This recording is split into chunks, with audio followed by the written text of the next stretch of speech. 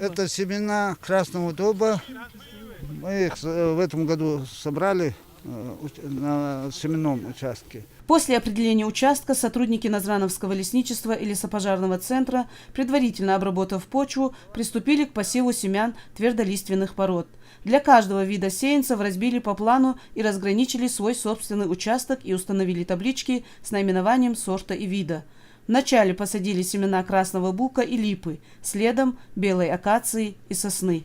Сегодня мы выехали и проводим эту акцию, можно назвать, что это акция, потому что здесь чисто добровольно, да, мы сами все это распахали, чтобы сделать, посеять вот эти вот семена. В общем, нам нужно было гектара 3, но мы не осилим это. Но со временем у вас есть в планах расширить? Со временем, естественно, оно не только 3, должно быть до 5 гектаров, то нам на Сунжу хватит и на Назрань хватит.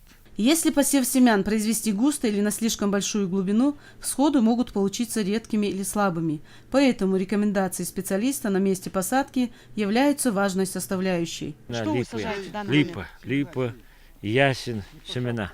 Все могут зайти. От погоды все зависит. Их надо охранять, их надо, за ними ежедневный должен быть уход.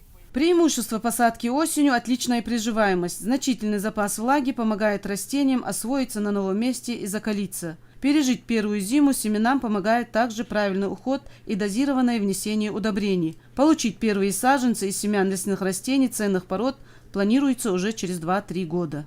Мы в предыдущие годы закупали с соседних регионов этот посадочный материал, до 300 тысяч штук закупали. Сейчас мы планируем уже через год, через 2 будет свой материал, и это будет хорошим подспорьем для наших учреждений.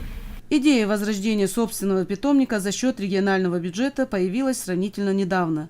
По итогам посевной кампании в следующем году площадь хозяйства планируют увеличить до 1 гектара.